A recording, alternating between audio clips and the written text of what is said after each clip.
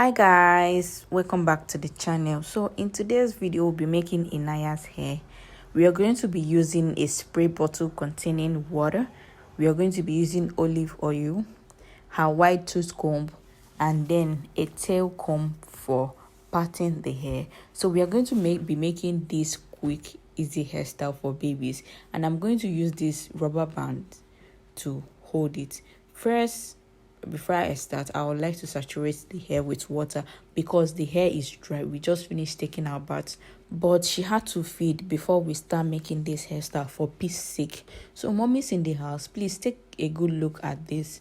She had some red patches behind her hair.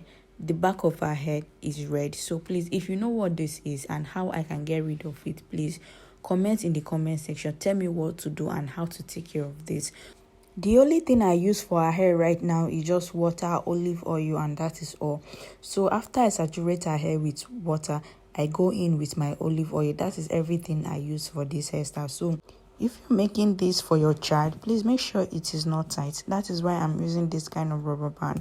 I don't want to use all those rubber kind of band, so it will not be pulling on her hair. So when you're doing this, make sure it is not tight.